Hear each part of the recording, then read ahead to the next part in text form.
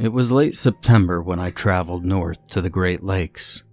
It was one of the last stops for the last chapter of my book, starting with the easternmost part of Michigan and slowly making my way up to the Canadian border of Minnesota, learning all I can about the Ojibwe people. My journey started in Tennessee to Kentucky and up into Ohio a bit, and up until I made it into northern Michigan. The only things I had to fear were snakes and skinwalkers.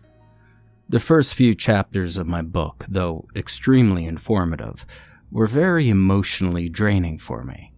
Having a reprieve once I reached Ohio was nice. To be able to sit and enjoy the scenery for a week or so before continuing on, it was much needed. As I traveled north and west, I heard the stories I've heard hundreds of times so far. Peaceful tribes forced to abandon their home and assimilate to the whitewashed culture of settlers, until all that's left is a blind elder with an old war bonnet and a few arrowheads. While the Salto have a blighted history much like other tribes, there is a story told to me by a man from the Rainy Lake Band that I'll never forget, because it was an experience I had afterwards that turned my light-hearted journey for information into a terrified need to teach others. I learned very quickly that superstition older than written language tends to be rooted in reality. It was late morning when I drove into the reservation near Red Lake and met with a man named Watisi. His eyes were bright and welcoming, and his skin shimmered in the hot summer sun. His tight braid was being blown about by a soft wind as he talked to what looked to be a bit of an older man standing to his left. The older man is standing at a strange angle that I can't quite figure out. I parked over by a small cluster of trees on a stretch of gravel. I grabbed my laptop bag and headed towards the two men. They both turned to smile at me and I waved. "Hello," I said, grinning and stopping a few feet from them. "I'm Wyatt, the man you spoke to over the phone a few days ago. Are you, Watisi?" The younger man smiled at me again and reached out one hand for me to shake, and he nodded as he spoke. "I am. I remember your voice. I'm glad to see you have arrived so early. Myself and Zeeby are very excited to be able to tell first-hand stories to someone wishing to truly inform others." I looked at the older-looking man and he nods, but he hasn't spoke yet. I nod slightly in agreement, and I'm let into a comfortably sized suburban-looking home. The smell of savory food and smudging sage is heavy in the air, and it makes it feel warm, while the openness of the home is almost a tad unsettling. The chairs at the kitchen table are pulled to one side, and the wood at the table face is almost totally hidden by papers in various states of yellowing. The two men sit at the table and beckon for me to sit as well. I set my laptop up, take a deep breath, and I ready myself for the emotional roller coaster I knew I was about to go through.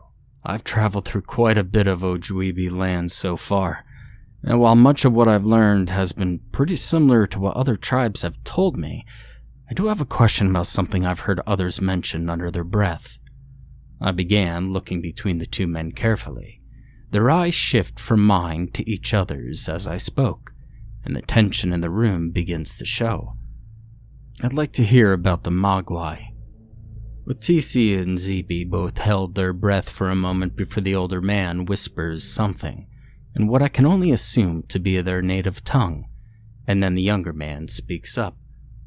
"We will tell you, but you mustn't say his name."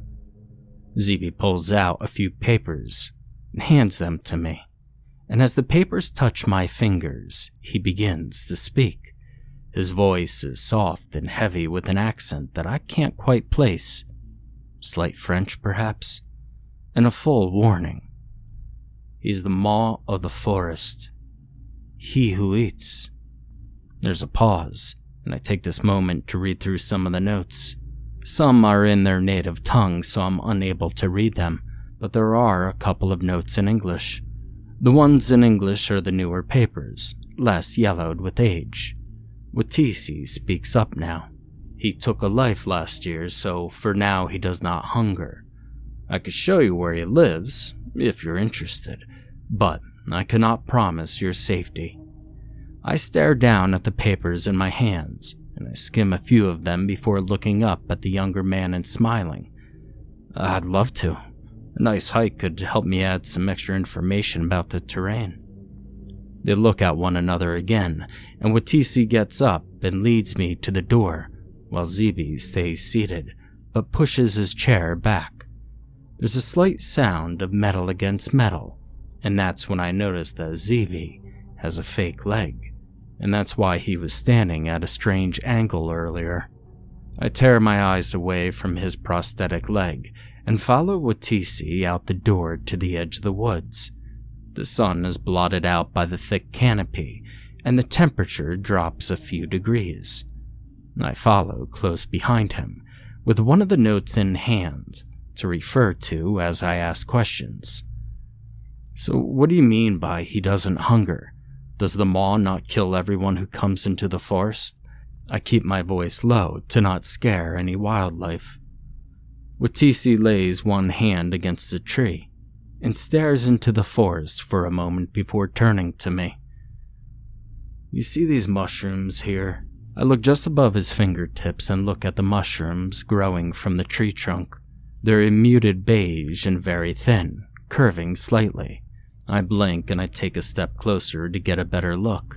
They're short, and instead of growing in clusters, there's a line of them growing from the middle of the tree trunk up to its leaves. Those are God's flesh, I mumble, half to him and half to myself. These shouldn't grow this far north. The man looks me in the eyes and motions to the note. The maw of the forest creates anomalies to mark his territory, his hunting grounds. These forests, all the way up until the ice caves, are arranged into a grid. He chews at his lip for a moment, and I smile. I know about the grid, actually. There are legends of odd things like faceless men and strange stairs. The internet loves to tell spooky stories about the woods. He frowns and shakes his head. I know of the stairs and the hikers, but those are the least of your worries out here. He turns back to the trunk of the tree. These mushrooms, we do not call them God's flesh. To us, my people, they are Nabebatu, run at night. We were silent while staring at the little mushrooms. Then I speak up again. I've only seen these in Central America. They grow in mossy forest beds where it's humid and damp. To have them this far north is nearly impossible. He gets a faraway look and then speaks softly. The maw uses these mushrooms while he hunts. He crusts them between his paws and mixes them with the water from the river to create a thick syrup. He coats his claws in this liquid to make you see things that aren't there. It is only then that he will show himself to you. I blink at him and open my mouth to speak, but then he nods and takes his hands off the tree trunk and gestures to the note. Read while we walk. There isn't much sunlight left, and if you wish to stay and experience him, it's best to start before the sun falls. I unfold the note to see that it's written in blue ink, and the paper is crisp, but there are little reddish-brown stains and smudges of ink. Skimming it quickly, I notice that it's written in English, and despite being on lined paper, the words bend up and down and shake. It begins rushed and gets more and more urgent as it continues, and as I read, I stopped walking. The note reads as follows. I'm dying. I made it to the ice caves, but he will find me. It's been nearly a week and I could feel myself getting weaker. I'm his first kill in 89 years, and he will not return for many decades. But this does not mean you are safe. Do not venture past the mushrooms. Do not wander where the rocks are wet. I've given myself to him to keep him away from my home, but he still revels in the hunt. Once you feel his scratch, it's too late. Do not go past the mushrooms. When you find my body, save this note. Give it to Watisi to keep with the others. I have placated he who eats." I look up from the note with a slightly shaky voice and ask, "Why had it been so long since the last death?" "He hunts every few years," Watisi says, cold as if explaining a math problem. "But he only takes a life when the last 2 years have been added together. And so, since my friend was killed after 89 years of dormancy, it will be over a century before he kills again." I nod, unsure of what to say, and I fold the note back up and I stuff it into my pocket. I walk closer with the native man until we come to a clearing. There are a few patches where the grass has not grown in a while, as well as small rings of those same mushrooms. Watisi stops and spins around and looks me dead in the eyes. "Do you want to learn about the maw, Wyatt?" he asks, his voice low and very serious. For a moment I thought he was going to pull a knife on me, but he doesn't move as I stand there in silence. I could feel that he isn't done speaking. "He will hunt you, and while you are guaranteed to survive, you may not want to be by the end of this. He is evil, Mr. Jones."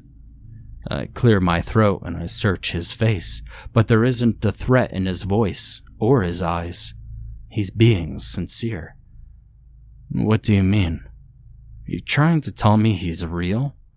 Watisi laughs a great laugh and crosses his arms, puffing out his chest just a bit. "Have you ever noticed that deep down we all have the same fears? Every horror movie or ghost tale plays on the same terror. Shadow figures, beasts with white eyes and no face. Fear is an evolution for survival.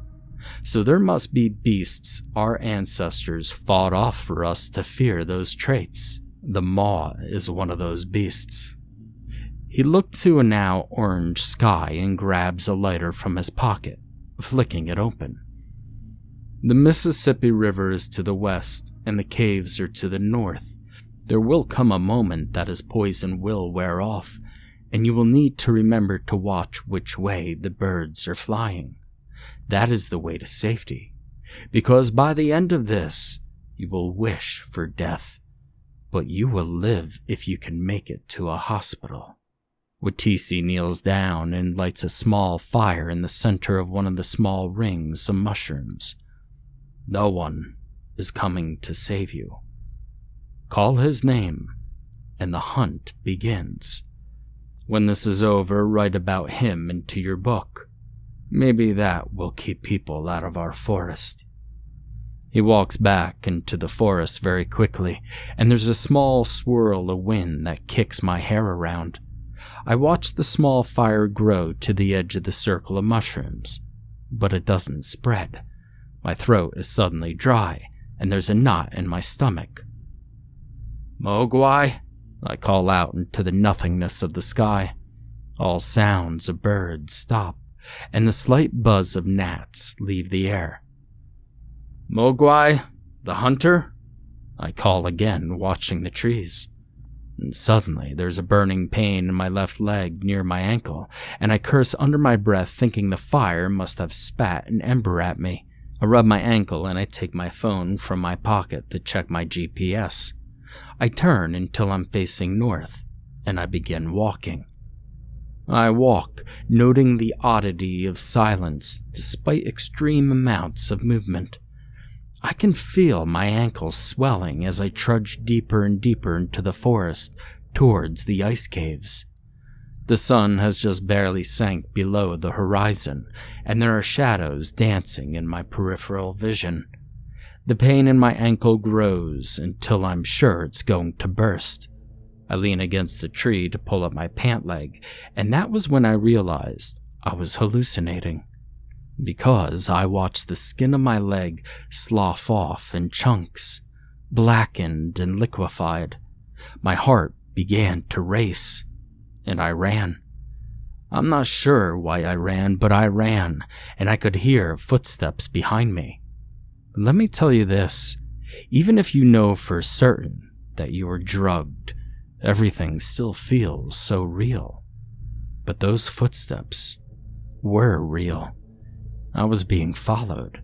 I could feel the breath of whatever following me, and I could feel its energy. I ran through nettles and crashed through bushes filled with thorns, but I didn't care. I needed to get away. I found a very old tree with a rotting trunk, and I climbed inside like a cat hiding from the rain. The pain in my leg was now from my ankle all the way up to my knee, and there was blood seeping through my jeans.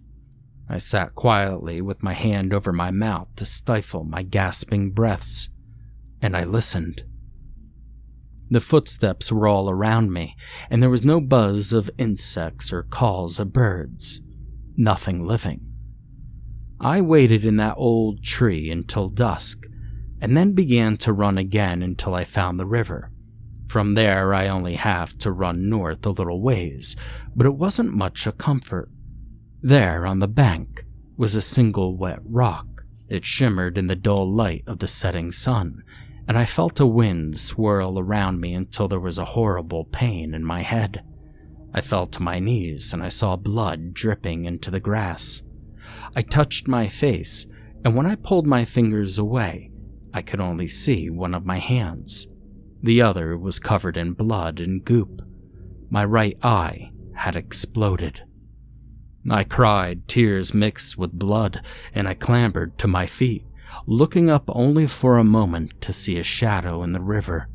A shadow with wings darker than the heart of a murderer and eyes brighter than the sun. He was hunting me. I ran again, tears, blood, mucus streaming down my face, desperate to reach the ice caves and rest. I could see terrible things in my mind's eye, all of the past men who have run through this forest but haven't survived.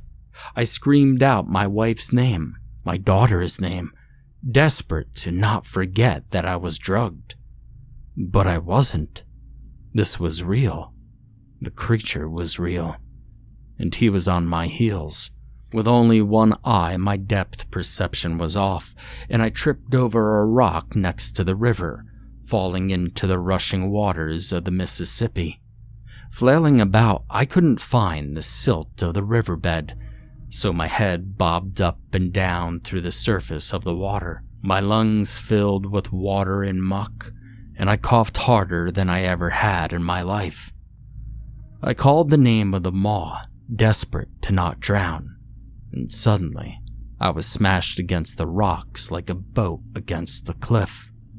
I felt every bone in my hands shatter, and all I could do was pull myself from the water and crawl on my elbows. I'm not sure if it was Mogwai who saved me, but I do know he wasn't done hunting me.